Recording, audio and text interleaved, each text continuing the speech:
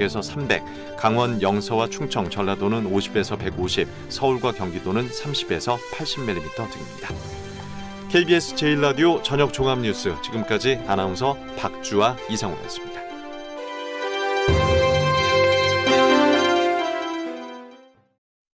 지금 시각은 7시 20분입니다. KBS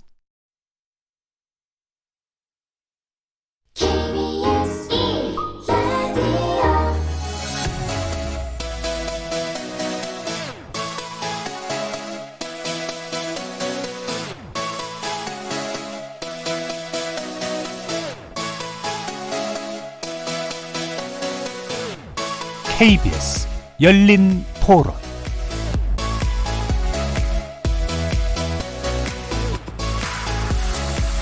안녕하십니까.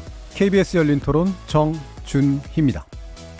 공수처 신설 얘기가 많이 나오고 있는데요. 고위공직자들하고의 안 좋은 고리들을 끊어낼 수 있는 그런 역할을 하지 않을까. 그런 게 검찰개혁의 첫걸음으로 시작이 되어야만 한다고 생각을 해요. 위에서 그거를 하는 사람들이 하면은 밑에는 다 알아서 따라오지 않겠어요? 시스템은 당연히 옛날부터 잘 만들어 놨겠죠. 사람이 문제인 거긴 한데 그러니까 제일 위의 선에서부터 지금의 문제를 만드는 그런 행동들을 하지 못하게끔 해야 되지 않을까. 구조적으로 권력을 남용하지 못하는 그런 시스템을 만들어야 되지 않을까요? 그러니까 뭐 누군가가 감시를 하는 그런 시스템이 돼야겠죠. 내부에서는 사실 좀 한계가 있을 테니까 뭔가 외부에 감시를 할 수 있는 그런 시스템이 있어야 되지 않을까요? 일단 뭐 특권의식을 내려놓고 항상 자기들은 뭐 일단 고의적부터 출발하잖아요. 그런 것부터 일단 조금 내려놓으면서 정치적으로 뭐 치우치지 않고 끈기 있게 자기들 거기에 소신 있게 이렇게 했으면 좋겠어요.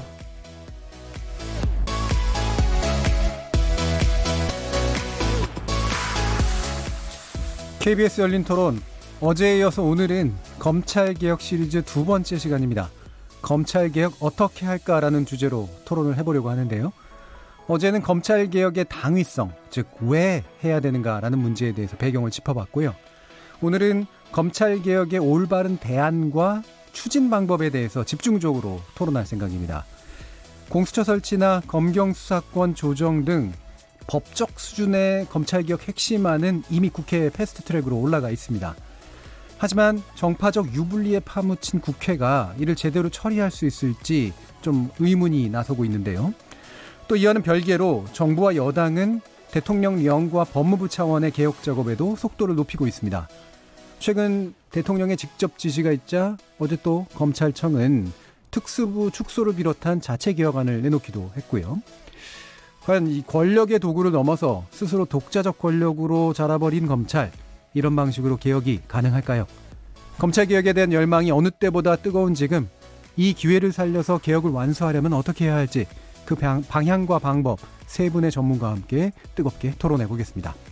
KBS 열린 토론은 여러분들과 함께 만듭니다. 문자로 참여하실 분은 샵 9730으로 의견 남겨주십시오.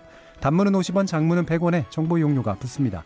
KBS 모바일 콩, 트위터 계정 KBS 오픈을 통해서는 무료로 참여하실 수 있습니다. 청취자 여러분이 KBS 열린 토론의 주인공입니다. 날카로운 의견과 뜨거운 참여 부탁드립니다. KBS 열린 토론 지금부터 출발하겠습니다.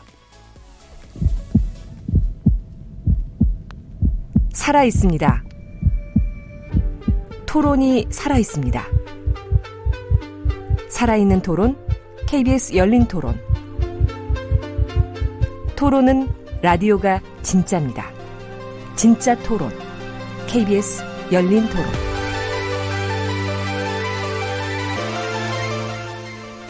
자, 오늘 토론 함께해 주실 세 분의 논객 소개해드리겠습니다. 먼저 헌법학자시고요. 검찰개혁에 강력한 의지를 가지고 계시다고 들었습니다. 한상희 건국대 법학전문대학원 교수 모셨습니다. 반갑습니다. 자, 그리고 민변 사무차장이시고요. 검찰개혁 이슈 리포트로 또 유명해지셨죠. 김준우 변호사 모셨습니다. 네, 안녕하세요. 자, 그리고 마지막으로 성한용 한겨레 신문 선임기자 나오셨습니다. 안녕하세요. 네, 안녕하십니까. 자, 이 시간은 영상으로도 함께 하실 수 있는데요. 유튜브 들어가셔서 KBS 1라디오 또는 KBS 열린 토론 검색하시면 지금 바로 저희들이 토론하는 모습 영상으로도 보실 수 있습니다. 구독 많이 눌러주시고요. 의견도 많이 달아주십시오. 못 들으신 분들은 나중에 팟캐스트로도 들으실 수 있고요. 매일 새벽 1시에 재방송도 됩니다. 자, 이렇게 KBS 열린 토론과 함께할 방법 안내해드렸고, 오늘의 토론 주제 검찰개혁 어떻게 할까 본격적으로 시작해보겠습니다. KBS 열린 토론. 자, 어제는 이제 검찰 개혁 왜 필요한가? 검찰 개혁의 당위성에 관련해서 좀 짚어봤고요. 오늘은 이제 검찰 개혁의 방향성에 대해서 구체적으로 짚어보는 그런 순서인데요. 세 분께 먼저 간단히 여쭐 것은 뭐 한 가지 방법만으로 되는 건 아니지만 이 부분이 고쳐져야 된다라고 보시는 거의 그것에 대해서 먼저 간단히 의견 듣도록 하겠습니다. 한상희 교수님. 네, 뭐 검찰 개혁 논의는 지금 근 20년 이상 예. 똑같은 주제로 그러나 그럼에도 불구하고 한 걸음도 나아가지 않은 채 반복되어서 논의되어 왔었는데요. 지난날의 그 검찰개혁 논의라는 것은 검찰 권력을 분산시켜서 견제와 균형의 체제를 만들자라는 거라고 한다면은 이제는 거기에 더해서 검찰 권력에 대한 민주적인 통제, 시민의 통제, 또 검찰 권력이 시민에 대해서 책임을 지는 체제를 만들어내는 것. 그래서 보다 국민들에게 봉사하는 국민을 위한 검찰로 만들어내는 것이 또 다른 과제로 얹어진다고 할 수가 있는 것이죠. 예. 그러니까 검찰에게 과도하게 집중된 권한을 분산시키는 게 이제 지금까지의 논의의 핵심이었다면 한 걸음 더 나가서 민주적 통제 방안을 어떻게 마련할 것이니까까지 이루어야 그래야지 검찰 개혁이 제대로 된 것이다. 이렇게 보시네요. 자, 그럼 성환영 기자님 어떻게 보십니까? 그 상징적인 장면이 하나 있었습니다. 이제 전임 검찰총장이죠. 문무일 전 검찰총장께서 이제 기자들 앞에서 이렇게 옷을 상의를 이렇게 벗어서 흔들었어요. 그러면서 이 흔들리는 옷 말고 손을 봐야 된다. 이제 이렇게 얘기한 적이 있어요. 네. 그러니까 검찰이 뭔가 문제가 뭐 있다는 건 알겠는데 이건 검찰은 도구에 불과하다. 이걸 이제 그 흔드는 정권의 문제가 있다. 이 얘기를 하고 싶었던 것 같습니다. 이게 저는 이게 비유가 굉장히 잘못됐다고 생각을 하고요. 검찰은 옷이 아닙니다. 검찰은 아주 무서운 칼이죠. 그래서 뭐 검찰이 뭐 마치 피해자 내지 뭐 정권에 의해서 휘둘리는 피해자인 것처럼 그런 코스프레를 좀 하신 것 같은데 저는 옳은 태도가 아니라고 생각하고요. 이 검찰을 과연 정권으로부터 독립시키는 것이 검찰 개혁이냐 아니면 검찰의 권한을 분산시키고 한상희 교수님 말씀처럼 통제를 하는 것이 개혁이냐. 저는 후자가 옳다고 생각을 합니다. 그래서 지금 오히려 정권으로부터 검찰을 독립시키면 더 막강한 검찰, 뭐 지금도 뭐 검찰 공화국 이런 얘기가 나옵니다만 검찰 왕국, 검찰 파쇼까지 갈 위험이 있기 때문에 반드시 좀 권한을 분산시켜야 되고요. 단기적으로는 직접 수사를 좀 축소해야 되고 중장기적으로는 수사하고 기소권을 분리해야 된다고 생각합니다. 굉장히 중요한 그 비유를 이제 얘기하셨는데 잘못된 비유였다. 이게 검찰이 마치 옷인 양, 흔들리는 옷인 양 이렇게 비유가 됐었는데 검찰은 칼이다. 손까지 포함한 칼인가요? 물론입니다. 칼은 그 안에 자체 동력이 들어있습니다. 이회수 씨가 쓴 칼이라는 소설이 있는데요. 기회가 되면 한번 읽어보시죠. 굉장히 재미있는 소설입니다. 그래서 결국은 이제 검찰의 독립성 강화라고 하는 과거 이제 독재정부 시절에 이제 워낙 이제 권력의 도구로 쓰이다 보니까 그게 마치 검찰의 핵심인 것처럼 그렇게 비춰졌는데 아니다. 말씀 주신 것처럼 이 통제 방안에 대해서 고민해봐야 된다. 이렇게 얘기해 주셨네요. 자, 그럼 김준우 변호사님. 앞에 다 얘기하시면 제가 여기 심지어 써놨는데 권한 분산과 민주적 통제 두 가지가 큰 축으로 얘기하셨는데 거기서 이제 한 발 더 나가면 검찰 권한 분산은 이제 조직을 깨는 문제고 시민 통제는 정치권이 아니라 국민으로부터 통제받는 검찰을 어떻게 만들 거냐라는 접근이라면 그를 통해서 결국 검찰이 하는 수사 기소 과정에서 피고인, 시민, 국민의 인권을 어떻게 보장할 것이냐 거기까지가 이제 같이 접근되면 좀 총체적인 검찰 개혁의 필요성과 방향이 제대로 추출될 수 있다고 생각합니다. 인권 문제까지 제대로 좀 더 하는 것. 물론 이제 그 앞에 것들이 다 인권이 담겨져 있겠지만 사실은 상대적으로 부각이 좀 덜 되는 면도 좀 있는 것 같아요. 그 부분까지 가야 이제 완성체가 만들어진다. 이렇게 보셨네요. 자, 그러면 아까 이제 한상희 교수님도 잠깐 언급을 주셨습니다만, 참 20년 동안 계속해서 맴도는 이유 뭡니까? 아까 성한영 선생님께서 이회수 칼을 비유하면서 재미있다고 하셨는데요. 그걸 검찰에 적용하면 엄청나게 무서운 현상이 일어나죠. 이 칼 자체가 피를 묻히러 피를 찾아서 다니는 그런 그 속성을 가지고 있다 보니까 검찰 권력이 그러니까 자신들의 권력을 이용해서 국민에 군림하는 그런 체제를 만들어내는 것일 수도 있는 것이거든요. 사실 우리 검찰의 경우에는 특히 이제 지난 그 김대중 정부 때 단적으로 그 모습이 드러나는데요. 온로비 사건이라든지 대전 그 조폐공사 사건이라든지 검찰의 치부가 그대로 드러난 그런 부분에서도 검찰은 개혁되지 아니하고 자기 권력을 그대로 유지하는 그런 아주 강한 생명력을 보여왔거든요. 예. 그때 뭐 물론 그 전이긴 합니다만 김대중 전 대통령께서 하신 말씀이 있습니다. 검찰이 바로 서야 나라가 바로 선다. 그러나 실제는 나라가 바로 서야 검찰이 바로 서는 게 맞는 이야기죠. 예. 정치가 바로 서고 정치 권력이 검찰을 이용하지 않을 때 그 권력의 한 수단으로 검찰을 동원하지 않을 때 검찰은 비로소 자기 갈 길을 걸어갈 수 있는 틀이 마련될 수도 있는 것이거든요. 예. 그동안 우리 검찰이 개혁되지 않은 가장 큰 이유는 저는 정치에 있다고 봅니다. 그런데 그것이 이제 그 정치적으로 이용되면서 동시에 정치적인 어떤 자기 나름의 입지를 확보하고 예. 공간을 점유함에 따라서 검찰은 스스로 이제 독자적인 권력으로 지금 바꿔져 온 것이죠. 예. 어떻게 보면은 상당히 그 조금 유령 같은 권력이 되어서 사라지지 않는 그러나 그 자체 그 독자적인 힘을 가지고 국민의 권리만한 권력이 되어 있었거든요. 예. 그러다 보니까 검찰 개혁이라는 것은 항상 시민사회의 요구이지만은 어느 누구도 받아들이지 않는. 그래서 검찰은 여전히 검찰공화국을 구사하면서 그 이제 국민의 군림하는 조직이 되어 왔던 것이죠. 기본적으로 정치의 문제다라고 이제 일단 보셨는데 성은영 기자님이 또 오랫동안 관찰해 오셨잖아요. 예, 이 문제는 사실은 좀 그 긴 호흡으로 볼 필요가 있습니다. 자, 검찰 개혁 얘기가 나온 지 한 20년 됐다고 그러셨죠. 그럼 그 전에는 왜 안 나왔을까요? 그 전에는 검찰이 별 볼 일 없는 기관이었습니다. 예. 그렇죠. 과거에 이승만 정권에서는 이제 경찰이 그렇게 셌고요. 그다음에 뭐 박정희, 전두환 이때는 군 또 중앙정보부 또는 안기부, 뭐 경찰, 기무사, 심지어 4대 권력기관에 막 기무사가 들어가기도 했었죠. 그런데 이제 노태우 정부 때부터 그런 좀 불법적인 권력기관의 이제 그 권한 남용이 뒤로 물려지면서 합법적인 권한을 가지고 있는 검찰이 권력의 이제 하수인이라고 할까요? 뭐 이제 이런 그 상당히 중요한 위치로 부각이 됩니다. 실제로 정해창이라는 이제 검찰 출신 이분이 청와대 비서실장을 하셨고요. 서동권 이분이 안기부장까지 하셨어요. 검사 출신들이 청와대 비서실장, 안기부장까지 막 장악하는 거죠. 물론 대구 경북 TK 출신이라는 뭐 특별한 뭐 그런 게 좀 작용을 하기도 했습니다만 권력 내부에서 정권 내부에서 검찰이 가장 막강한 그런 그 인적 집단 또는 기관으로 이제 부상하기 시작한 거죠.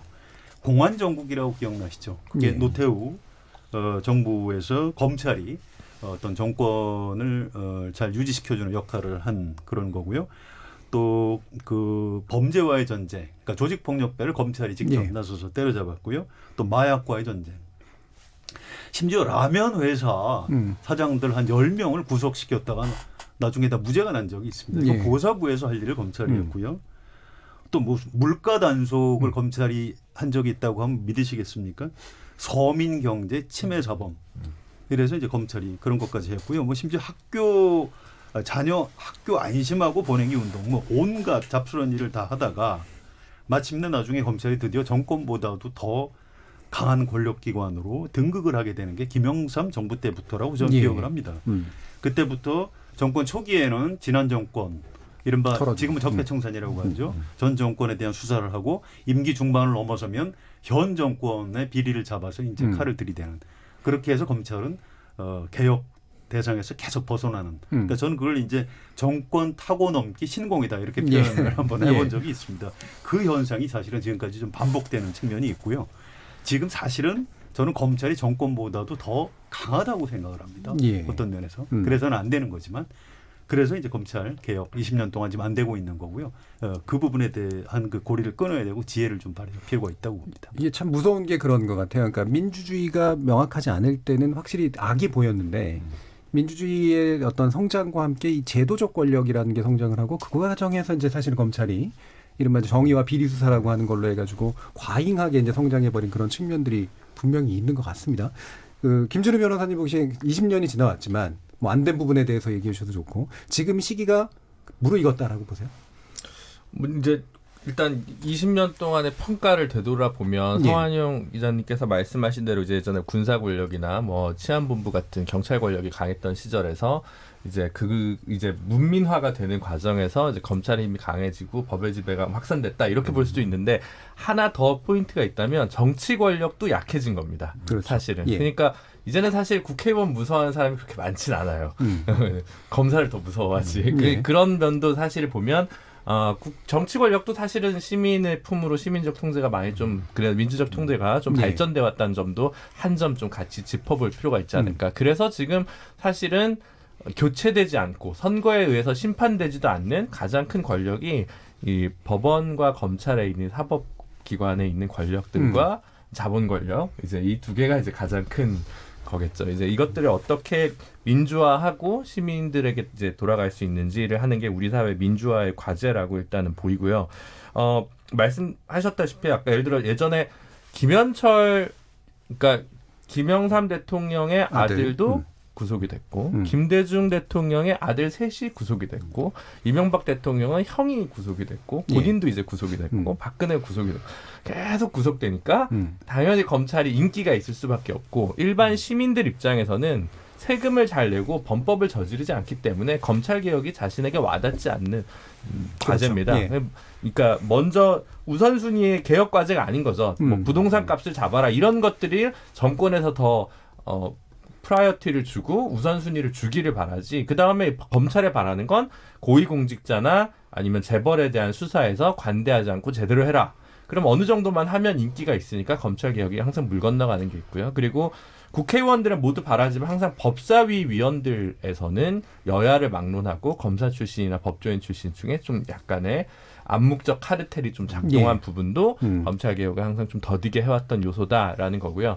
지금처럼 검찰과 좀 맞서 싸운 기억들이 있는 인권 변호사 출신이어야 이 검찰 개혁이 좀 국정과제 우선순위에 들어간다는 거고요. 그게 아마 노무현 대통령과 문재인 대통령의 동일한 것 같고, 그리고 이제 어쨌든 박근혜 게이트가 있었을 때 우병우 민정수석의 검찰 조직이 어떻게 농단했던가가 또 관련이 있었기 때문에 검찰 개혁의 필요성에 대해서 국민들이 다시 좀 체감했던. 그리고 이제 뭐 최근에 이제 뭐 법무부 장관 수사에 관해서도 이제 그렇게 느끼시는 국민들도 있으신 것 같고, 그래서 어느 때보다 그리고 이제 패스트트랙까지 해서 사실 어느 때보다 검찰 개혁의 폭이 충분치는 않더라도 넓힐 수 있는 한 뼘 넓힐 수 있는 최대의 호기이자 기회인 건 분명한 것 같습니다. 예. 그래서 제가 성형 규장께 여쭐게 지금 또 일각에서는 언론 보도도 그렇고요. 일부 정치 세력에서는 이거 왜 지금 하필 지금 지시를 내리고 왜 하필 지금 이런 식으로 개혁을 추진하려고 하느냐.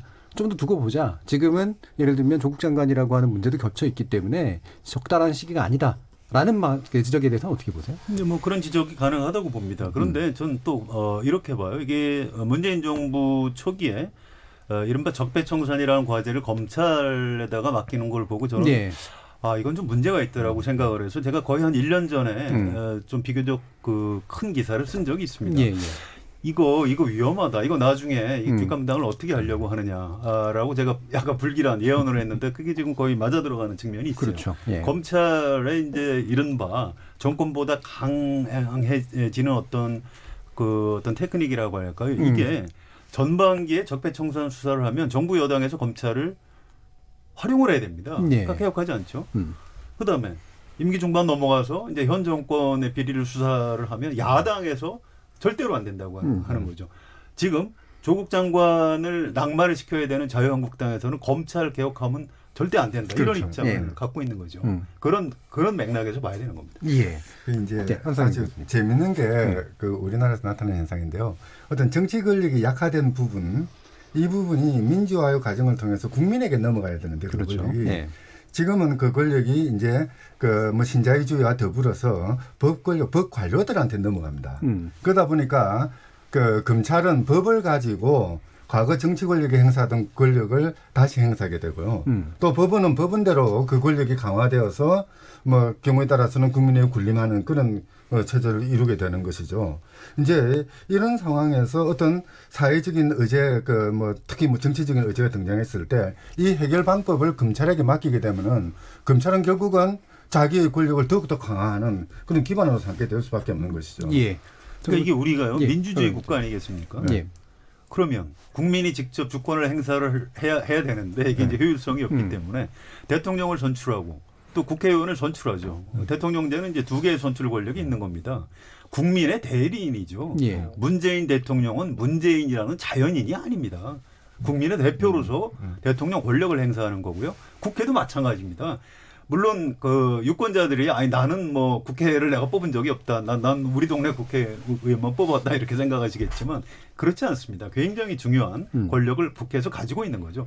국민의 권력, 국민의 주권을 대통령과 권력 국회가 가지고 있는 거고 그걸 통해서 이제 검찰을 통제를 해야 되는데 지금 양상을 가만히 보십시오. 검찰이 더 세 보이지 않습니까? 예. 선출된 권력이 아닌데 우리는 검찰을 국민의 대표기관으로 뽑은 적이 없습니다. 예. 그래서 이제 통제해야 되는 거죠. 맞습니다. 자, 그래서 지금 이제 판을 보면 일단 공수처하고 그다음에 검경수사권 조정 문제 등을 포함한 개혁 법안이 이제 올라가 있고요. 국회에서는. 네, 법무부에서는 이제 훈령이나 이런 것들을 개정하려고 하고 있고요. 대통령의 지시로 이제 검찰청의 어떤 나름의 개혁 방안과 그다음에 기타 이제 대통령령을 통한 이제 제도적 개편 같은 것들을 이제 동시적으로 지금 추진하고 있는 상태인데 균재님 현재 이런 세팅이라고 볼까요? 이 상황이 어느 정도 좀 이렇게 좀 짜임새가 있게 맞아 돌아간다고 보시나요? 저는 뭐 이제 뭐 합격점은 주는 정도이고 만족스럽진 않지만 퀄리파이는 됐다라고 좀 생각하는 입장이고요. 패스트트랙에 나와 있는 검경 수사권 조정 법안은 사실은 굉장히 비판받기 쉬운 법안입니다. 왜냐하면 현실적으로 개혁을 할 때는 한 발 내딛기 위하 하다 보면 이제 뭐 요모조모 옆을 좌고우면 하다 보면 누구에게도 이론적으로도 현실적으로도 불만족스러운 결론으로 좀 치달을 수밖에 없는 그런 게 있거든요. 그래서 이론 연구를 많이 하시는 분들께서는 검찰 개혁을 바라지만 이 구체적인 방향이 조금 미진하거나 부족하다 혹은 어정쩡하다는 비판을 많이 하십니다. 저는 일리가 되게 있는 비판들이라고 생각하는데요. 근데 정말 이제 법안을 입안하고 개혁을 해야 되는 입장에서 내재적으로 한번 접근해 보면 이 이상도 좀 어려운 점이 있습니다. 되게 좀 쉽게 말씀드리면 검찰 안에 수사관들이 굉장히 많거든요. 검찰 고유에. 근데 이제 수사 기소를 완전히 분리해가지고 경찰로 다 보내려면 이 수사관들을 경찰로 임용을 해야 되는데 이게 안 돼요. 이건 노동 문제거든요. 이게 현실적으로 그러니까 예를 들어서 그런 문제들이 발생한 겁니다. 현실의 개혁은 도화지에다가 새롭게 그리는 게 아니라 있는 데서 이제 고쳐 쓰는 수밖에 없기 때문에 그런 여러 가지를 고민하면서 고려한 나온 안이라고 생각해서 일단은 1단계 첫 출발로는 괜찮은 적정한 안들이 이제 패스트트랙 안에 들어가 있다고 좀 평가를 하고요. 2기 검찰 법무검찰개혁위원회가 왜 출범돼야 되냐라고 얘기를 하면 1기 법무검찰개혁위원회는 사실 어느 정도 최소한의 그림은 다 그렸습니다. 근데 그 개혁 과제들 중에서 이제 미진하거나 집행이 되지 않고 점검되지 않고 이제 좀 잃어버린 것들이 있습니다. 어제 그 윤석열 총장이 그 뭐 즉각적인 개혁 조치를 얘기하면서 검사장 차량 문제 얘기했잖아요. 근데 그게 사실은 대검 검찰개혁위원회에서 그게 따로 있었거든요. 거기에서 또 14가지인가 권고안을 냈었는데 거기 포함된 내용이에요. 그렇죠. 권고안은 이미 작년에 나왔어요. 하지 않고 있었던 거죠. 근데 이럴 때 돼서야 이제 뭔가 사면 초과에 몰릴 것 같으니까 한다는 말이죠. 결국은 방안이 부족한 게 아니라 그거를 수레를 돌리는 힘이 조금 부족했는데 어쨌든 최근 법무부 장관 수사와 함께 이런 압력이 커지면서 검찰도 조금씩 바뀌고 있고 그런 부분들은 전반적으로 좀 긍정적으로도 좀 이상하지만 볼 수 있을 것 같습니다. 저는 거기에 한 가지 좀 덧붙이자면요. 패스트트랙에 지금 그 크게 두 가지가 올라가지 않습니까? 공수처법과 수사권 조정 크게 이제 두 가지가 있는데요. 사실 패스트트랙 올라갈 그 당시만 하더라도 공직선거법 개정과 맞물려서 일종의 협상의 한 부분으로서 들어갔던 거거든요. 근데 지금 이제 최근에 이제 검찰 개혁에 대한 국민적인 그 요구들이 강화하고 있고 분위기가 무르 있고 이렇게 본다면은 오히려 검찰 개혁의 논의들이 종속 변수가 아니라 이제는 독립된 변수로서 그 나름의 독자적인 의미를 가지고 추구돼야 될 것 같아요.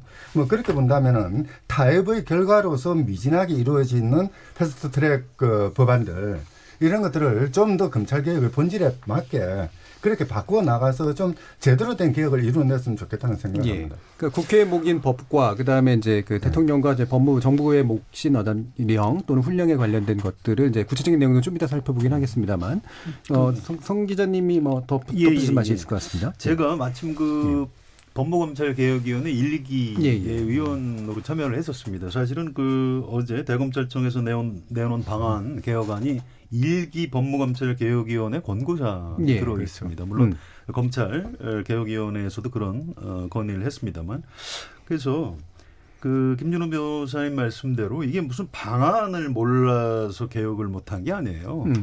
이런 것들을 이번에 이제 조국 장관 수사를 계기로 이제 검찰 개혁의 목소리가 높아진 이 시기에 패스트트랙에 올라가 있는 법안은 입법부에서 그건 그거대로 하고 장관은 뭐 조국 장관이 하고 혹시 만약에 조국 장관이 교체가 된다면 후임 장관이 더 강도 높게 하고 또 대통령이 검사 인사권을 가지고 있습니다. 법무부 장관이 제청해서 또 인사로 해결할 부분 인사로 하고 법무부 탈검찰화 좀 더 지속적으로 해야죠. 그런 것들도 하고 전 이걸 동시다발적으로 해야 검찰의 조직적인 저항을 좀 넘어서서 개혁을 할 수 있는 거지. 이걸 뭐 어떤 뭐 지나치게 어떤 정교한 시나리오와 뭐 순서에 따라 이렇게 해가지고는 검찰 개혁 쉽지 않다고 할 수 있는 건 최대한 해야 된다. 지금부터라도 이제 이런 말씀이시잖아요. 제가 이제 한 가지 약간 덧붙여서 질문드리고 싶은 게 이런 얘기가 있었어요. 그러니까 이미 국회에 법은 올라가 있다. 그럼 국회가 할 거고 법무부 사실 할 일 없다. 뭐 장관이 무슨 일을 하겠냐. 이제 이런 식의 논의가 또 꽤 초기에 있었단 말이에요. 그 성현영 기자님 보시기에 방금 이제 말씀하신 거로 보면 이 뭐 장관이 할 거 별거가 없다. 국회를 바라보고 있으면 된다라는 말은 분명히 문제가 있는 거겠네요. 그러면. 네, 그렇죠. 그렇지 않습니다. 장관이 왜 할 일이 없습니까? 장관이 할 일이 없으면 장관 아무나 하면 돼요. 조국 전 민정수석을 법무부 장관 시키는 것에 대한 비판이 많이 있습니다. 그럼에도 불구하고 이제 문재인 대통령은 조국 같은 사람을 장관을 시켜야 검찰 개혁을 확실히 할 수 있다. 이제 이렇게 판단을 한 거죠. 물론 문재인 대통령의 판단에 대해서 이의 제기를 할 수는 있습니다만 법무부 장관이 굉장히 중요하고 검찰 개혁을 위해서는 굉장히 센 사람이 법무부 장관을 가야 한다. 여기에 대해서 이의 제기할 분이 계신가요? 없을 것 같습니다. 저는 조금 다르게 생각합니다. 지금 그 검찰 개혁의 문제는 법무부만의 문제도 아니고 정권의 문제도 아니고 우리 시민사회가 한 단계 도약해서 민주사회가 나아가느냐의 그 걸림돌인 것 같거든요. 법이라는 것이 법 관료들의 권력인지 그렇지 않으면 시민들이 그 행사하는 시민들의 인권이나 권리를 보장하는 어떤 보호장치인지 하는 것들이 그 결정되는 그 길이라고 저는 생각을 하는데요. 어떻게 보면은 법무부 장관으로서 할 수 있는 일도 있지만은 그 법무부 장관이 그 개혁할 수 있는 그 개혁하는 과정들을 만들어 나갈 때 독단적으로 결정할 것이 아니라 시민사회와 더불어서 결정하는 이런 체제를 만드는 필요가 있는 것이죠. 그렇게 본다면은 강한 법무부 장관 뭐도 필요하지만은 동시에 여러 사람들의 이야기를 듣고 화합을 이끌어 나갈 수 있는 법무부 장관도 필요한 것이죠. 그러니까 시민사회를 끌어안아서 에너지로 그렇죠. 바꿀 수 있는. 그 동력으로 검찰을 바꿔 나가고 우리 법을 바꿔 나가야 된다고 저는 생각합니다.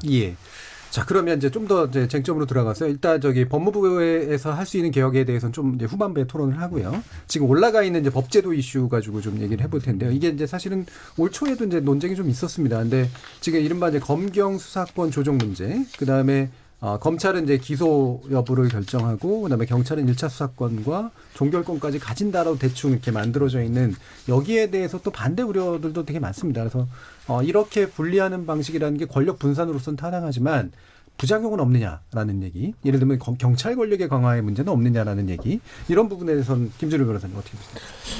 이제 검경 수사권 조정의 요체가 여러 가지가 있는데 하나는 그 지위 관계에 있다는 걸 대등한 관계, 검찰과 경찰을 대등한 관계로 이제 설정했다는 건데 사실 큰 의미는 없습니다. 제가 솔직히 생각하기에. 왜냐하면 핵심적으로 우리 헌법상 검찰이 일단 영장 청구권을 독점하고 있고요. 이 문제를 해결할 수 없기 때문에 기본적으로 중요한 수사는 결국 경찰이 검찰의 실질적인 지위를 받을 수밖에 없지 않겠습니까? 영장 청구권도 결국은 경찰이 검찰한테 요청을 해야 되니까. 그래서 그런 건 아닌 거, 큰 의미는 없는 것 같고요.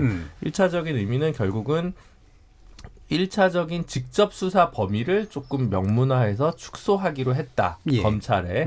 이제 그게 이제 1차적인 핵심이라고 보여지는데 시민사회에서 보기에는 지금도 너무 그 법안에 있는 범위도 너무 넓다라는 이제 비판이 이제 제일 큰 비판입니다.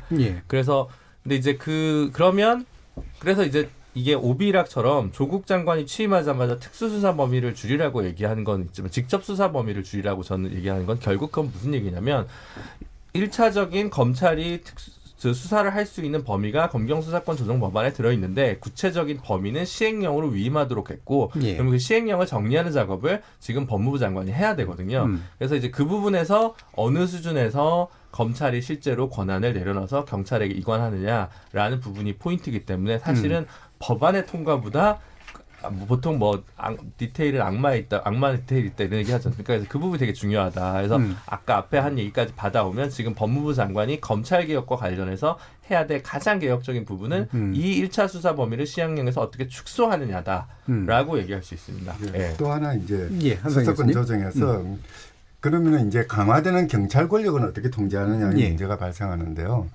뭐 사실 뭐 경찰위원회 조직이라든지 이런 걸 만들어서 민주적 통제는 하겠다라고 하지만은 실제 중요한 거는 자치 경찰의 체제로서 경찰 내부적인 그 이제 권력의 분립 체제를 마련하는 게 하나가 있고요. 경찰 자체의 개혁이죠. 예. 그리고 이제 국정원이 국내 정보 수집을 하지 않음으로써 우리나라 지금 최고의 정보 기관이 되어 있는 게 정보 경찰이거든요. 그렇죠. 그리고 그 정보 경찰의 그 피라미드 조직의 정점에는 청와대가 있고 민정실이 있고 이랬을 때 이 정보 경찰을 어떻게 털어버리느냐. 이 경찰이 정보와 수사권을 장악하고 있으면은 뭐 과거에 아주 강력한 국가기관 뭐 인류 역사가 경험했던 그 끔찍한 기관들이 있지 않습니까? 그것을 떠올릴 수밖에 없는 상황이 돼 있거든요. 이런 부분에 대한 개혁도 좀 더 전향적으로 좀 처리를 해야 될 것 같아요. 그러니까 함께 이제 자치경찰제라든가 이런 기타의 방안들 함께 마련해야 그 문제를 해결할 수 있다는 거죠. 성현행 기자님. 예. 저도 비슷한 맥락인데요. 이 경찰이 그러면 굉장히 강해지는 것을 우리 국민들이 원할까요? 이게 여론조사에서도 그렇지 않다고 답이 나오고요. 전문가들한테 물어봐도 그렇지 않다고 얘기를 합니다. 경찰을 더 못 믿는 경우도 많은 것 같아요. 뭐 가끔 보면 뭐 그 가해자 피해자가 뒤바뀌는 경우도 있고 또 경찰관들이 이제 숫자가 많다 보니까 뭐 여러 가지 이제 비리 부패 사건에도 이제 많이 연루들이 되지요. 그러다 보니까 사실은 일기 법무검찰개혁위원회 할 때도 양쪽 검찰 경찰 쪽 얘기를 다 들었어요. 그게 고민을 많이 했고요.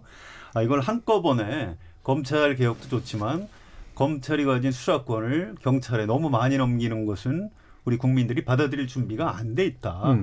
왜냐하면 또 뭐 악당이 있을 땐 또 뭐 검찰이 좀 때려잡아 주기를 국민들이 원하는 측면도 있고 경찰에 대한 불신도 검찰 못지않게 불신이 있는 거고요. 그래서 단기적으로 일단 직접 수사 축소로 가고 중장기적으로는 좀 성과를 봐가면서 수사권, 기소권 분리로 가자. 이런 단계적인 접근법이 나오게 된 배경입니다. 일단은 이제 그렇게 물꼬를 트고 그래서 국회에서 그 부분들 1차 조정하고 그다음에 김준우 변호사님 말씀하신 것처럼 법무부가 시행령으로 2차 조정을 하는 그 부분이 이제 상당히 개혁의 중요한 내용이죠. 그렇게 하고요. 한 10년, 20년 지나면 또 이제 평가가 나올 겁니다. 그러면 그때 가서 이제 검찰의 수사권, 기소권을 분리하는 식으로 또 입법안을 내야 되겠죠. 단계적으로 좀 더 접근하는 게 확실히 이제 맞는 거로 보이시는 것 같고요.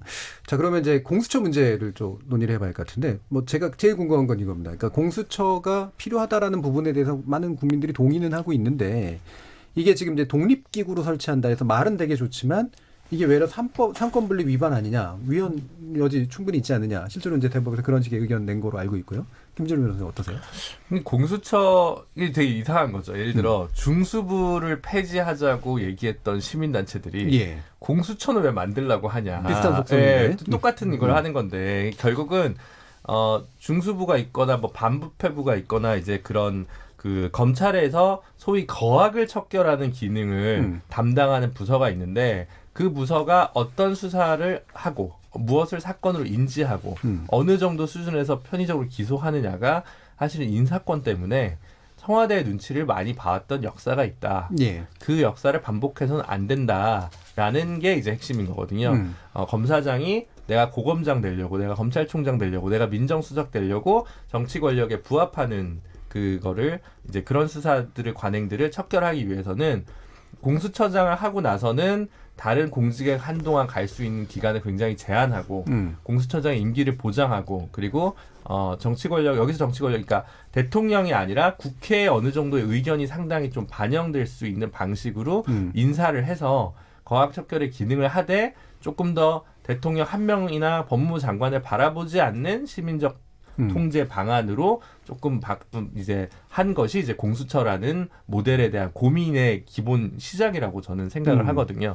네, 그래서 그렇죠. 기능이 이제 중수하고 비슷한데 그 문제 핵심 중에 하나가 결국 인사권자에 대한 충성의 문제니까 일단 행정으로부터 어느 정도 독립시키는 건 필요하다라는 이제 그런 측면이긴 하잖아요. 네. 근데 헌법학자로서 한상희 교수님. 그렇죠. 법원에서 상권 분립 위반이라는 이야기가 나오는 게 참 실망스럽습니다. 사실은. 물론 상권 분립은 위반이죠. 왜냐하면 국가 권력을 입법, 행정, 사법만 있다라고 이야기를 하면 당연히 그렇게 되겠죠.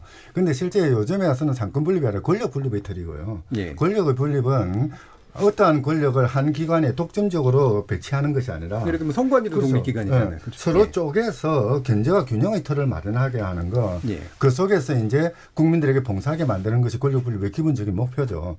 뭐 그렇게 본다면은 그러니까 그 검찰에 독점되어 있는 그 수사와 기소권을 분리해서 공수처와 나누어서 가지게 하는 거. 그리고 그 속에서 서로 견제하게 만들고 그 과정에서 독점적인 권력이 나타나지 않도록 하는 거. 이거는 권력 분립뿐만 아니라 우리 헌법이 요구하는 사항이죠. 그러니까 상권 분립으로 축소시키면 안 된다. 그렇죠. 그 눈으로 보면 그렇게 보일 수도 있으나 권력 분립의 측면에서 맞다. 송은영 기자. 공수처가 말이죠. 이게 뭐 지금부터 공수처를 잘 만들어서 뭐 영구적인 기관으로 설치하자 이런 아이디어가 아닙니다. 그렇죠. 이걸 왜 공수처 아이디어가 왜 나왔겠어요? 제 기억에 한 10몇 년 벌써 된 것 같은데요. 검찰이 제대로 수사를 해야 되는 걸 수사를 안 하고 덮은 거 아닙니까? 최순실 국정농단 사건이 검찰이 제대로 수사했으면 터졌을까요? 안 터졌을 겁니다. 또 반대로 수사를 하면 안 되는 걸 엉뚱하게 수사해서 무리하게 기소했다가 무죄가 막 나오고 그러니까 안 되겠다. 그래서 이제 검찰을 개혁해야 되니까 이 검찰을 자극하기 위해서 공수처를 만들자는 겁니다. 공수처 자체에서 엄청난 수사를 할까요? 저는 그렇게 생각하지 않습니다. 일종의 이제 매기 효과겠죠. 그래서 공수처 자체에 대해서 뭐 이건 삼권분립 위반이니 이렇게 되면 대통령이 뭐 또 하나의 엄청난 기구를 뭐 칼을 또 하나 쥐느니 이런 얘기를 할 때는 아니라고 생각합니다. 공수처 설치 목적 자체가 검찰을 제정신 차리게 하고 제대로 된 검찰로 만들기 위해서 만든 기구고요. 중장기적으로 수사권, 기소권이 분리가 되고 검찰이 제 위치를 찾으면 공수처 없애면 됩니다. 해소될 수 있다. 그런 의미에서 공수처는 옥상옥이 아니고 복층형 오피스텔이라고 봐야 되거든요. 필요에 의해서 만드는 것이죠. 그리고 그 필요가 다 하면은 다시 또 다른 기구로 그 전향을 해도 되는 것이죠. 내부 파티션을 바꾸면 된다. 그렇죠. 그리고 이제 하나 더 붙여진 게 있다면 두 개가 있었던 것 같아요. 하나는 검사가 검사를 기소하지 않기 때문에 생기는 문제. 그렇죠. 또는 검찰 출신을 기소하지 않기 때문에 생기는 문제들이 있었기 때문에 그럼 검찰 권력을 견제하기 위해 작게라도 그를 감찰할 수 있는 그리고 기소까지 할 수 있는 피의사실 공표죄가 왜 10년 동안 한 건도 기소가 안 되냐면 피의사실 공표하는 게 검사인데 검사가 검사를 기소를 안 하는 거죠. 그런 많은 아까 그 20여 년 전에 있었던 그 한상희 교수님께서 그 온로비 특검이랑 이제 조폐공사 특검 얘기를 하셨잖아요. 그게 이제 김태정 전 법무부 장관이랑 진영구 전 검사장이 문제가 됐는데 검찰이 제대로 똑바로 수사 안 할 것 같으니까 특검을 했지만 결국은 마지막에 그 검찰 수사 인력과 뭐 모든 비협조가 돼서 아마 다 무죄가 났을 겁니다. 그래서 이제 그런 문제들이 있기 때문에 검찰을 견제하기 위해서는 조금 필요한 부분이 있다라는 거고 두 번째는 검경 수사권 조정이 그렇게 만만치 않은 과제였기 때문에 검경 수사권 조정조차 되지 않다면 부분적으로 라도 개혁을 하려면 공수처라도 원포인트로 일단 하자. 이런 아이디어가 사실은 또 한쪽에 좀 깔려 있었던 부분도 할 수가 있거든요. 그래서 어떤 분들은 아니 검경 수사권 조정이 하는데 왜 지금 공수처를 또 하냐 이런 의문을 좀 뭔가 좀 안 맞지 않냐 이렇게 볼 수가 있거든요. 근데 검경 수사권 조정도 반쪽짜리 수사권 조정이기 때문에 그조차 만족할 수 없어서 일단은 두 개가 같이 가고 있는 거다 이렇게 좀 이해를 하시면 좋을 것 같습니다. 그러면 이제 논란의 이제 다른 부분에서 이 검경 그 공수처의 수사 범위, 수사 대상, 그 다음에 이제 임명하는 방식 여기에 대해서 이게 이제 잘못된 수단으로 쓰일 수 있다라고 하는 그런 지적은 어떻게 해소가 가능하다고 보시나요? 공수처 임명 방식에 대해서는 그래서 원래 나와 있던 법안에 되게 다양한 방식이 있어요. 그러니까 작고하신 노회찬 전 의원께서는 심지어 대법원의 추천권을 주자는 안을 법안으로 발의하기도 했거든요. 워낙 이제 논란이 많으니까 사실 체계적으로 맞지 않는 건데 저는 이 부분은 여야가 좀 협의 과정에서 만들어갈 충분히 여지가 있어서 뭐가 정답이라고 얘기하지는 않고요. 오히려 지금 같은 경우는 야당에게 조금 더 줘도 된다. 조금 더 목소리가 더 높이는 방식이 정치적 논란을 좀 더 불식시키고 할 수 있는 방안이 아닐까 이렇게 생각하고 있습니다. 그렇죠. 그러니까 그 뭐 공수처장 추천위원회를 구성을 하게 하고 예. 이제 법안에서는 그렇게 되어 있죠. 7명으로 되어 있고 그 의결은 5분의 4 이상의 찬성을 얻도록 그리고 이제 야당에게 2명 정도의 그 추천위원을 그 추천할 수 있는 여지를 부여하는 그러다 보니까 5분의 4니까 요 2명의 야당 의원 추천 몫의 위원이 반대를 하면은 결정을 못하는 구조로 만들어 놓은 거죠. 그래서 좀 더 합의에 의해서 그 공수처장 후보를 추천할 수 있는 그런 구조를 만들어 놨거든요. 그렇게 보면은 어느 정도 그 공수처장이 특정한 정파에 기울어 가지고 그 편파적으로 법 적용을 한다라는 우려는 조금 불식될 수 있지 않을까 싶은 생각이 듭니다. 공영방송 그 이사 구성과 그다음에 사장 추천부 의식하고 상당히 유사한 고민들이 계속해서 투영되고 있는 것 같은데요. 지금 패스트트랙에 올라가 있는 법안이 2개입니다. 고위공직자 범죄수사처가 있고요. 또 그 인사권 관련해서 이의 제기한 분들이 고위공직자 부패수사처라고 제목을 달리해서 법안을 올려놨어요. 어차피 패스트트랙 안건을 처리하려고 해도 내용을 좀 손질을 해야 됩니다. 그래서 그렇죠. 얼마든지 유연하게 지금 가장 중요한 거는 공수처를 만들어야 되는 겁니다. 그렇죠. 만들려면 제대로 만들어야 되고 그렇게 하면 안 되고 이렇게 해야 한다라는 사람들 중에 한 80%는 사실은 만들지 말자는 얘기를 그렇죠. 그렇게 바꿔서 할 가능성이 높습니다. 거죠. 그래서 그런 뭐 너무 자세한 문제는 뭐 중요하지 않다 이 말씀. 공수처를 만들 수 있다면 어떤 방식으로든 합의가 제일 중요한 거고 합의가 되면 괜찮다. 이제 이런 말씀이시잖아요. 자, 그러면 이제 이 부분은 저는 사실은 잘 몰랐던 그런 내용인데 이게 피의자 신문조서에 관련된 개정 이게 이제 검찰 개혁에서 되게 중요한 부분이고 이게 패스트트랙에 올라가 있는지 사실 몰랐거든요. 김준호 변호사 이게 내용이 뭔가요? 그러니까 이제 지금 우리랑 일본에서만 시행하고 있는 이상한 제도인데 검사가 작성한 피의자 신문조서 공소장이 들어가기 전에 피의자니까요. 그때 그 조서는 특별한 이상한 상황이 아니면 증거 능력이 다 인정이 되기 때문에 지금 재판이 대부분 조서 재판으로 이루어진다는 이유가 뭐냐면요. 조서에서 검사에 이제 수사에서 가가지고 검찰에 가서 수사를 해가지고 무슨 얘기를 했으면 그리고 거기서 뭐 특별히 고문당하거나 이런 게 아니라고 그렇죠. 강압적으로 한다면 하지 않았으면. 네, 그렇다면 재판 가서는 그 얘기는 그대로 다 진실로 하니까 나중에 그거는 제가 그 기억이 틀렸는데 이렇게 얘기할 수 없는 겁니다. 어렵다는 거죠. 그러니까 검사가 수사를 할 때 그게 가장 큰 권한인데요. 경찰이 하면 그거는 그냥 그때 뭐 잘못 얘기한 겁니다라고 부인할 수 있습니다. 그러면 그 증거 능력이 없습니다. 근데 이제 검찰만 따르게 두고 있거든요. 차등을 두고 있는데 지금 패스트트랙에 들어가 있는 법안은 이 경찰처럼 법정에서 당사자가 부인을 하면 증거 능력을 날리는 그 내용이 지금 들어가 있거든요. 그래서 사실은 패스트트랙이 그것도 이제 형사소송법 개정이기 때문에 검경수사권 조정의 내용이 담긴 내용과 함께 하나의 법안 안에 들어가 있지만 사실은 이 패스트트랙 법안은 검경수사권 조정 법안, 공수처 법안 그리고 이 피의자 신문조서 증거 능력에 관한 트리오로 이루어져 있다는 게 사실은 정확한 거고요. 이거가 되면 검사가 가진 강압적 수사의 관행이라던가 이런 것들은 상당히 무화되기 때문에 굉장히 근데 이게 실제 재판에서 이런 문제 때문에 여러 가지 문제가 발생할 수 있어서 굉장히 이례적으로 법률 안에 부칙으로 시행을 4년인가 유예하도록 되어 있는 그렇게 좀 되어 있습니다. 그러니까 검찰 입장에서 신문조서만 일단 딱 만들면 그게 증거 능력이 되니까 거기에 모든 거 올인하게 되는 그런 측면들이 분명히 있겠네요. 이게 일제시대 때부터 있었던 게 굉장히 잘못된 법이죠. 그래서 이제 없어지기는 없어져야 됩니다. 그런데 이거 굉장히 중요한 사법개혁 차원에서 다뤄야 될 문제거든요. 이건 법원하고 검찰, 변호사들, 법조 3륜이 머리를 맞대고 좀 심도 있게 토의를 해야 되는데 이게 지난번에 패스트트랙에 올릴 때 경찰 출신 이제 권은희 의원이 이거 안 해주면 나는 동의 못한다 해서 이제 5분의 3 의원 숫자가 필요하기 때문에 막판에 이제 들어갔습니다. 그런데 실제로 나중에 본회의에서 법안을 처리할 때는 5분의 3이 아니고 사실 과반의 과반 의결로 가능합니다. 그래서 여야 협상 과정에서 이제 어떻게 될지 알 수는 없고요. 중장기적으로 없애야 되는 뭐 그런 조항이라는 것은 다들 동의를 하는데 좀 신중해야 될 필요는 있습니다. 이게 법원에서 재판이 너무 오래 걸린다든가 지금도 사건이 많아서 굉장히 문제가 있는데 그럼 뭐 법원을 더 키워야 되는 것 아니냐 뭐 이런 문제들 굉장히 좀 복잡한 문제가 깔려 있는 걸로 알고 있습니다. 사실 이 협상론에서 계약하다 이제 협상을 해서 계약서 초안을 적을 때 볼펜 친 사람이 권력을 가지는 거거든요. 그렇죠. 이제 검찰 신문조서도 그런 맥락이죠. 검찰에게 아주 유리한 그런 제도인데요. 근데 이제 이걸 없애버리면은 정말 지금 이야기됐듯이 법원 절차가 너무 길어지죠. 예.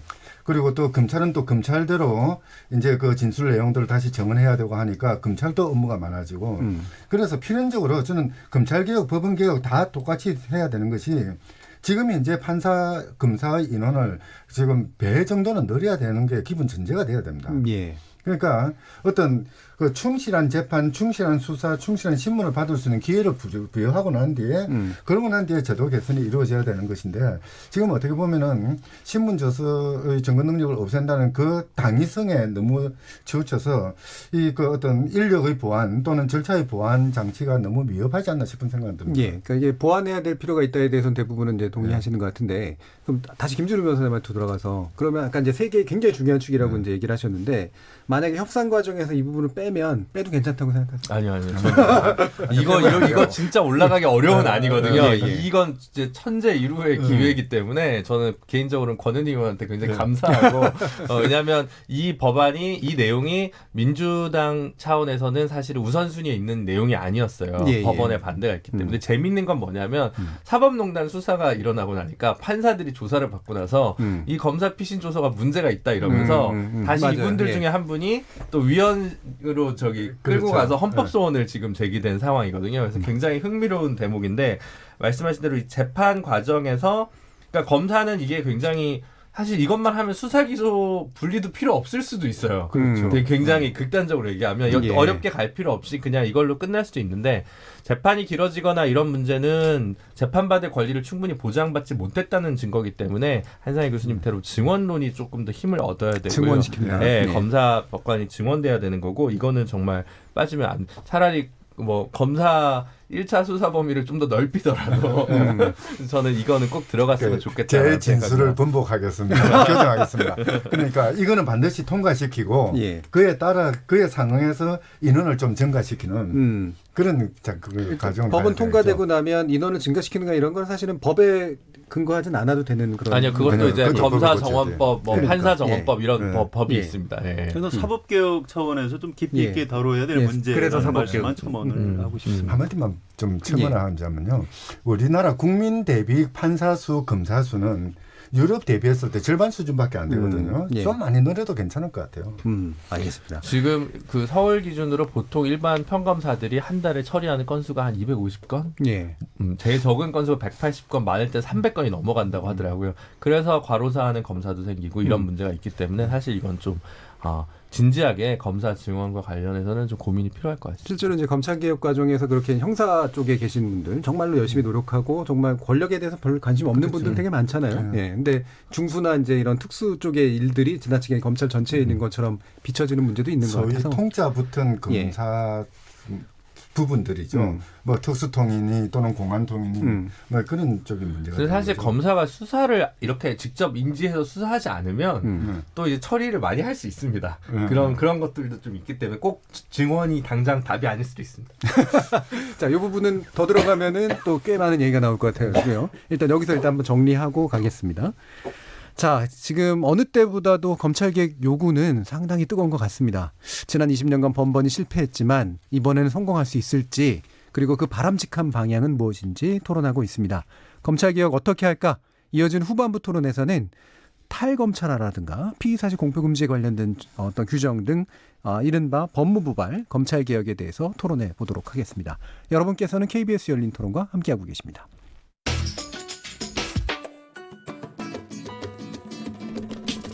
묻는다, 듣는다, 통한다. KBS 열린 토론. 듣고 계신 청취자 여러분 감사드립니다. 들으면서 답답한 부분은 없으신가요? 궁금한 점은요? 그렇다면 함께 토론에 참여하시죠. 유료 문자 샵 9730을 이용하시면 됩니다. 단문은 50원, 장문은 100원의 정보 이용료가 있습니다. 스마트폰 어플리케이션 KBS 모바일 콩을 통해서도 무료로 참여하실 수 있습니다. KBS 열린 토론은 언제나 열려 있습니다. 듣고 계신 KBS 열린 토론은 매일 밤 1시에 재방송됩니다. 자, 그럼 전반부 토론 진행되는 동안 청취자들이 보내주신 의견 들어보겠습니다. 정의진 문자캐스터. 네, 안녕하십니까. 문자캐스터 정의진입니다. 검찰개혁 어떻게 할까에 대해 청취자 여러분이 보내주신 문자 소개해드리겠습니다. 먼저 0925님, 검찰개혁은 시대가 요구하는 준엄한 국민의 명령입니다. 권력 남용은 패망의 선봉입니다. 과거 독재 정권 때 비겁했던 검찰은 교만해서 겸손으로 변해야 합니다. 유튜브로 임상래님, 한상희 교수님 말씀에 공감합니다. 오늘의 검찰은 독재 대통령이 국민 탄압의 수단으로 만들었습니다. 유튜브로 임종철님, 정치가 검찰을 움직이는 거죠. 제도가 없어 개혁이 안 되는 게 아닙니다. 콩으로 주용성님, 정치 검찰은 권력으로부터 나옵니다. 검찰총장 인사를 국회에서 해야 합니다. 정의롭지 않은 진영주의도 개혁합시다. 8672님, 사람에 충성해도 상대는 바뀌지만 조직에 충성하면 그 조직은 무소불위의 통제불능이 됩니다. 유튜브로 정구영님, 오염된 검찰, 온 국민이 빗자루가 되어 싹 쓸어버립시다.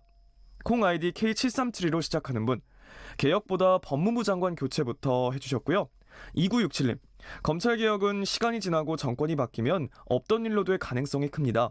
시급한 과제이므로 되도록 빨리 처리되었으면 합니다.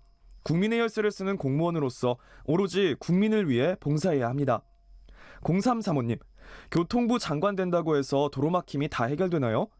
현재 발달된 문제부터 제도 개선을 하나씩 해야지 한 번에 완벽한 방법은 시간도 실행도 제도 법제화하기도 어렵다고 봅니다. 콩으로 김영식님, 보수, 진보, 중도를 떠나 검찰개혁과 군검찰개혁은 꼭 필요합니다. 하루아침이 아니라 20년에서 30년이 걸립니다. 초석을 마련한 뒤 보수, 진보, 중도의 용기 있는 분들이 이어받겠죠. 앞으로 누가 하시든 응원합니다 라고 보내주셨네요. 네, KBS 열린 토론, 지금 방송을 듣고 계신 청취자 모두가 시민 논객입니다. 계속해서 청취자 여러분들의 날카로운 시선과 의견 보내주세요. 지금까지 문자캐스터 정의진이었습니다.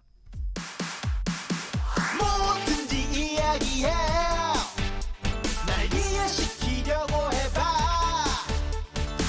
서로의 대화가 하나 되길 기대해 KBS 열린 토론. 예, KBS 열린 토론, 검찰개혁의 구체적인 방안에 대해서 논의하고 있는데요.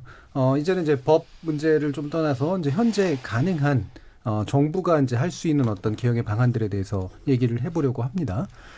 조국 장관이 이렇게 얘기했어요. 검찰은 강력한 힘을 가지고 있으면서도 제도적 통제 장치가 없다라고 했는데, 지금까지 말씀 주셨던 이제 민주적 통제가 안 되고 있다라고 하는 부분에 대해서는 대부분 다 동의하실 텐데, 또 일각에서는 이런 견해도 있거든요. 이미 정부는 많은 권한들을 가지고 있지 않느냐, 그거를 안 쓰는 게 문제지 지금 권한이 없다라고 얘기하는 건 또 문제가 있는 거 아니냐, 이런 식의 지적들에 대해서는 어떻게 생각하시는지 일단 성원영 기자님 의견 여쭙겠습니다.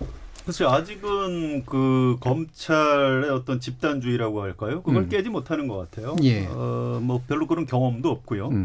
검사들이 왜 그 윤석열 총장이 나는 뭐 사람에 충성하지 않는다. 그럼 어디에 충성하죠?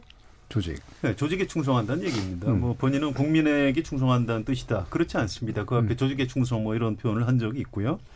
일선 검사들의 가장 저 약점이라고 할까요? 좀 애로사항이 뭐냐면 인사입니다. 그런데 현직 검사인 법무부 검찰국장이 실무적으로 인사안을 짜서 올리면 장관이 제청하고 대통령이 더 뭐 결재해서 인사를 이렇게 하는 거죠.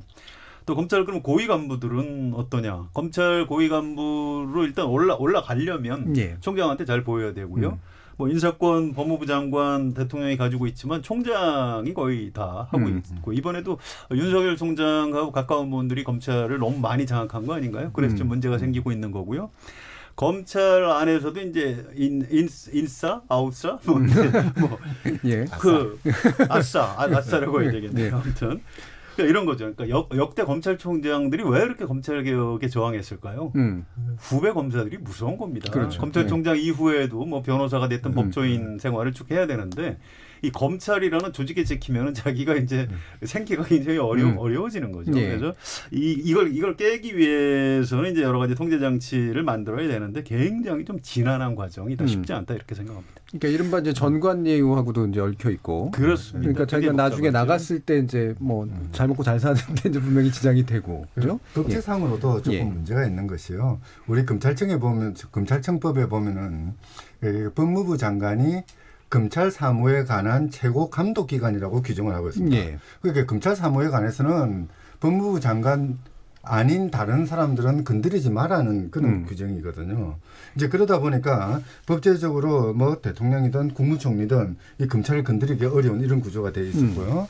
또 이제 뭐 어떻게 된 연유인지는 뭐 긴 설명이 필요하긴 합니다만은 우리 검찰을 지배하는 그 전설 같은 담론 중에 하나가 우리는 준사법 기관이다. 네. 그래서 독립적이어야 된다고 이야기는 합니다만은 사실 검찰은 행정기관이죠. 네. 그렇게 보면 행정적인 통제, 직무 감찰이나 이런 것들이 이루어져야 되는데 사실 직무 감찰을 해야 되는 최건적 기관인 법무부가 검찰의 식민지가 되어 있죠. 예. 법무부의 주요 보직은 검찰이 다 차지하고 그렇죠. 있고 예. 이제 또 여태까지 보면은 법무부 장관도 대부분 검찰 출신이었고 이제 이러다 보니까 법무부가 최고 감독 기관으로서의 법무부가 검찰을 통제하지 못하고 감사원과 같은 기구들이 검찰을 통제하려면은 우리는 독립돼야 되니까 간섭하지 말라고 그러고 또 한편에서는 뭐 각종 뭐 수사권이라든지 특히 이제 공직선거법상의 어떤 그 범죄들이 워낙 많다 보니까 이걸 바탕으로 해서 국회가 검찰에 함부로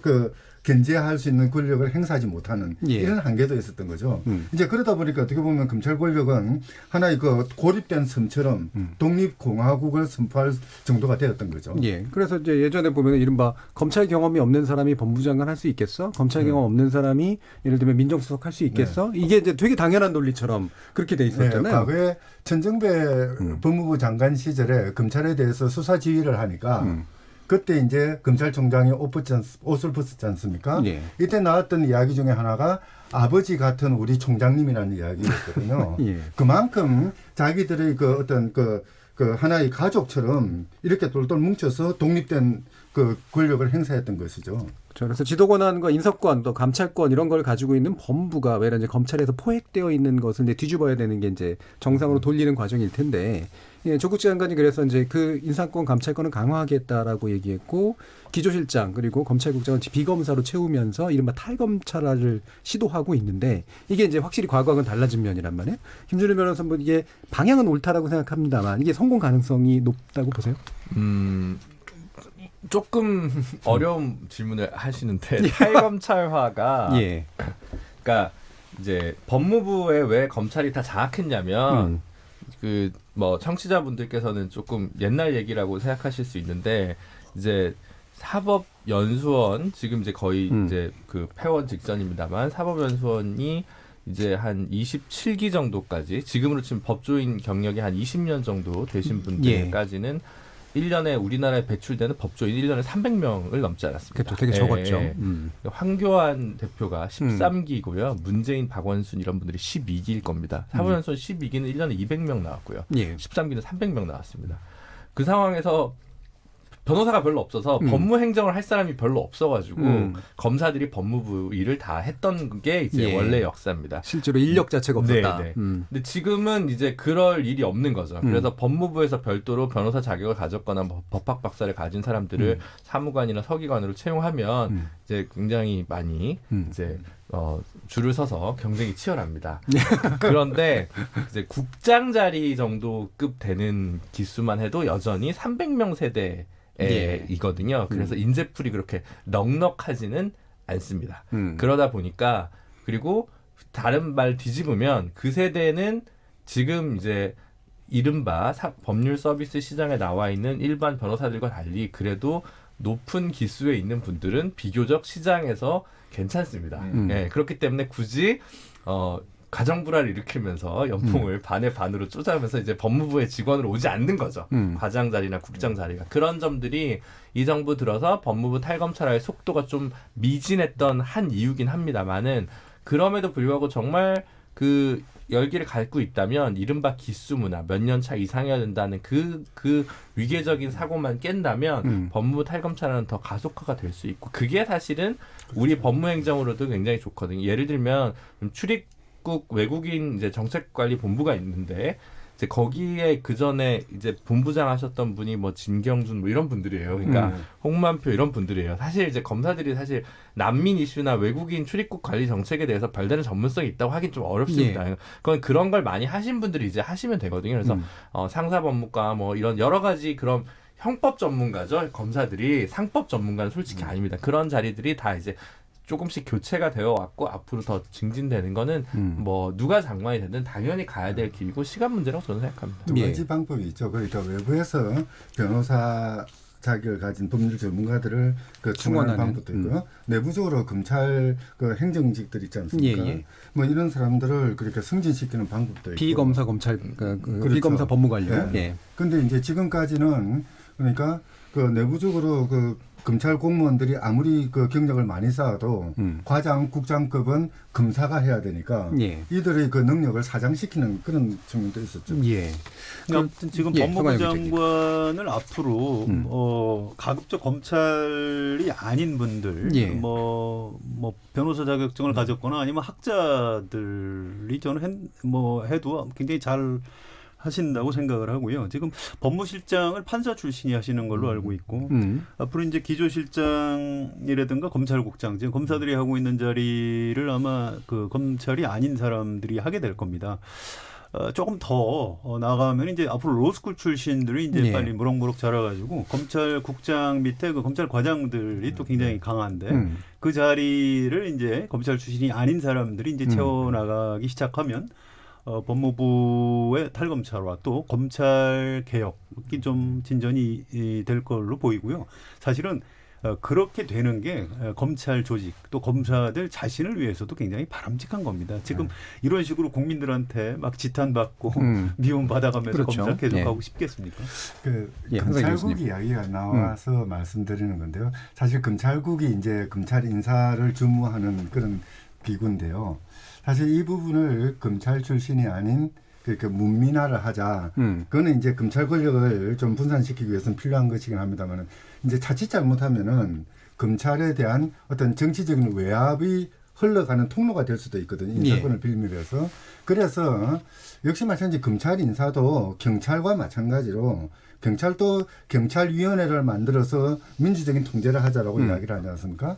검찰 인사도 경우에 따라서는 그런 식의 어떤 합의제 기구를 통해서 민주적인 통제가 가능하도록 그렇게 설계할 필요도 있을 것 같습니다. 그래서 이 민주적 통제라고 하는 부분, 특히 이제 우리가 아까도 다들 강조해 주셨듯이 검찰의 어떤 권력으로부터 독립이라고 하는 게 일종의 약간 환상으로 만들어진 이제 그런 측면들이 있는 것들에 대해서 지적을 해주셨는데 우려가 되는 부분들은 있을 수 있을 것 같아요. 예를 들면 나쁜 행정 권력이 이 법무부의 그런 권력을 이용해서 장악하고 다시 이제 도구화한다면 어떻게 할 것인가? 이제 이런 식의 질문 나올 거 아닙니까? 균형의 문제죠. 지금 뭐가 우선적으로 개혁해야 될 대상인지에 따라서 지금은 이렇게 그렇게 하면 되고요. 또 그때 가서 그런 일이 벌어지면 균형을 또 다시 거꾸로 맞추면 되는 문제입니다. 지금 먼 미래 걱정까지 지금 얘기를 하는 분들이 사실은 검사들이 많이 하세요. 개혁하고 싶지 않다. 이제 이런 얘기를 그렇게 하는 거예요. 행정이나 이 기구의 문제는요. 이론을 미리 정해놔 놓고 이렇게 돼야 된다는 것이 아니라 그때 이제 상황에 따라서 어떤 의지를 가지고 만들어 나갈 것이냐의 문제이거든요. 그렇죠. 그래서 뭐 경우에 따라서는 약간의 시행착오도 각오할 필요는 있을 것 같아요. 그러나 기본적으로 지금 현재 나타나고 있는 엄청나게 큰 악을 제거하는 거. 그리고 좀 더 바람직한 그런 좋은 제도로 보이는 것을 이끌어 나가는 거 이게 우선 필요할 것 같아요. 그렇죠. 이쪽으로 지금 이제 확실히 당면한 문제는 검찰 쪽으로 확연히 쏠려 있고 검찰 중심으로 구축되어 있는 이 권력 구조를 깨는 거니까. 그렇죠. 나쁜 권력, 행정 권력이 이 부분을 활용할 독재 시대의 기업 같은 경우는 만약에 그런 문제가 나중에 또 나선다면 제도적 보완을 거쳐서 이제 또 다시 한번 개혁해야 되는. 완벽한 제도라는 게 있나요? 없습니다. 전 세계적으로 통용되는 그런 제도 없고요. 우리나라 검찰이 여기까지 오게 된 어떤 경로 의존성, 역사성 이런 것들을 봐서 거기에 맞는 처방을 우리가 지금 제도로서 지금 내놓고 있는 거죠. 그리고요. 선출된 권력이라는 말이 자꾸 나오는데요. 그 이야기는 선출된 권력이기 때문에 정당하다는 뜻도 있지만은 선출된 권력이기 때문에 국민들이 책임을 물을 수 있다는 이야기거든요. 그렇죠. 교체가 가능하니까요. 그래서 선출된 권력이 검찰 통제권을 남용하는 경우 과거에 최동 검찰총장이 있었을 때 감찰권을 남용하는 경우도 있었지 않습니까? 그 결과는 촛불 집회로 이어지지 않습니까? 얼마든지 이제는 이 민주사회에서 국민들이 그들을 견제할 수 있는 만큼 그렇게 걱정을 안 해도 될 것 같아요. 교체될 수 있는 권력이 자칫하면 버릴 수 있는 나쁜 문제보다 교체되지 않는 권력이 지금 벌이고 있는 나쁨을 교정하는 게 훨씬 더 중요한 문제라는 말씀이시잖아요. 자, 그러면 이제 이 부분 지금 형사부하고 공판부 강화해야 된다라는 얘기가 이제 대통령 입으로부터도 나왔고요. 그랬더니 뭐 어쨌든 특수부를 일부를 줄이겠다라는 얘기까지 나왔는데 자, 이 부분에 대한 설명이 좀 필요할 것 같아요. 어떤 면에서는 본질로 돌아가는 거긴 한데 왜 필요하다고 보십니까? 그러니까 일반적인 생활 범죄 이런 것들을 하는 게 사실 이제 형사부가 하는 거고요. 그 수사를 하는 분이랑 이제 실제로 그 법원에 재판에 가는 분이 따라서 이제 공판부는 이제 공판부 하는 겁니다. 근데 공판 검사가 제가 듣기로는 그 법원에 있는 한 2개의 재판부 정도를 이제 커버한다고 하더라고요. 그러니까 살인적인 업무 강도입니다. 그러겠네요. 예. 4일 동안 재판에 가고 하루 준비를 해야 된다는 건 실제로 불가능하니까. 재판을 잘 못한다는 얘기 아니겠습니까? 네, 사건을 모두 장악하기가 되게 어렵습니다. 근데 특수부라고 하는 그리고 특수부라고 이름 붙이진 않지만 인지수사를 하게끔 되어 있는 부서들, 뭐 마약 관련한 부서라든가 이런 부서들에서 하는 경우는 이제 그런 일들 하지 않죠. 그러니까 이제 조금 근데 이제 그런 굵직한 시사적인 사회적으로 관심이 많은 그리고 검찰의 권한을 과시할 수 있는 그런 사건들을 잘 요리한 검사가 출세를 하고요. 아무도 관심 없는 작은 뭐 그런 게 개개인한테 다 큰 사건입니다만 그런 이제 잔잔한 사건들을 열심히 많이 수치적으로 다루는 분들은 이제 뭐 그냥 출세와는 무관하게 사는 거죠. 그러니까 계속 그 정치 검사가 나아지고 정치적 판단, 정무적 판단하는 검사가 출세하는 이제 그 그림과도 같이 연동되는 거거든요. 그러면 실제로 뭐 기본적인 생활 범죄에 관한 실체 규명이라든가 혹은 억울한 피고인이 생긴다든가 이런 걸 하기 위한 부분의 역량, 가장 기본의 베이직이 되는 부분을 좀 강화하는 거는 이제 아무도 관심이 없었던 게 여태까지 거니까 기본으로 검찰이 돌아가자라는 문제의식에서 출발한 이제 구호가 아닌가 저는 생각합니다. 그 짧게 추가를 하면은요. 조직 개편이 굉장히 중요합니다. 왜냐하면 권한을 가지면 휘두르고 싶어지는 게 인간의 본성일 겁니다. 직업마다 사업하는 사람은 좀 돈을 많이 벌고 싶은 본능이 있고요. 저처럼 기자들은 뭐 특종에 약간 눈이 먼 측면이 있습니다. 그렇죠. 예. 검사들 중에 이제 수사권을 가진 특수부 검사들은 내가 어떻게 하면 좀 유명한 정치인 내지 뭐 고위 공무원을 하나 좀 내가 첩결을 해서 내가 좀 영웅이 되지 않을까 이런 생각을 하는 겁니다. 그래서 직접 수사 기능을 좀 많이 줄이고 형사부, 공판부 이쪽으로 이제 인력을 이동하면 그런 어떤 검사들의 좀 뭐 약간 무모한 본능 이런 것도 약간 좀 제어가 되는 측면이 있겠죠. 우리나라 행정 체제의 문제 같기도 해요. 정말 대민 업무 열심히 봉사하고 그렇죠. 일하는 사람들은 성지나 이런 데서 처지고 어떤 권력이나 또는 뭐 하명된 사안들을 충실히 이행할 수 있는 사람들은 빨리 승진하고 이제 그러다 보니까 이제 그 공무원 조직 자체도 이원화되는 이런 현상이 나타나는데요. 검찰의 경우에는 그게 더 두드러지게 나타나는 거죠. 예. 사실 국민들의 인권을 보장하고 국민들의 어떤 아픔들을 만져주는 데는 형사부 검사들이거든요. 수사 과정에서 어떤 인권 침해가 없도록 가장 많이 노력하는 것도 그들이고요.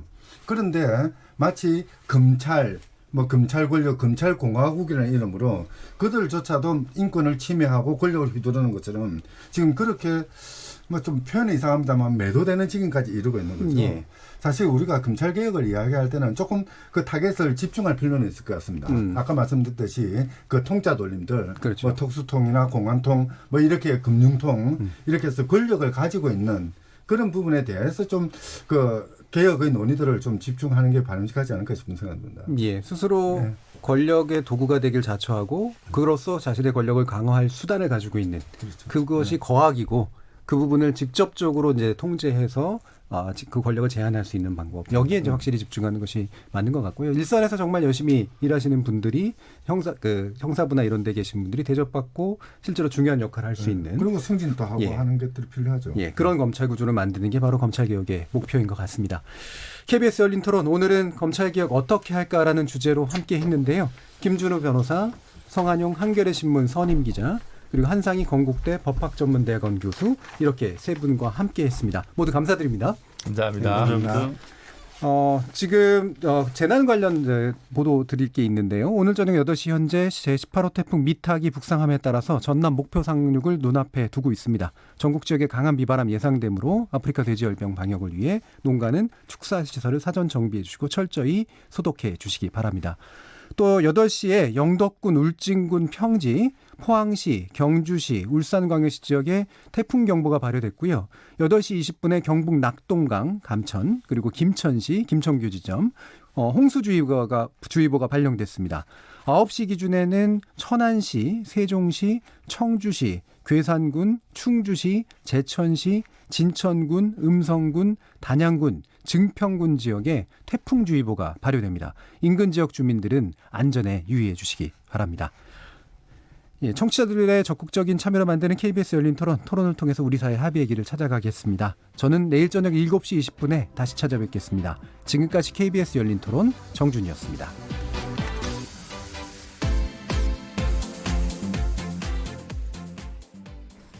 지금부터 제18호 태풍 미탁 관련 기상특보를 1텔레비전과 동시에 들으시겠습니다. 그렇죠.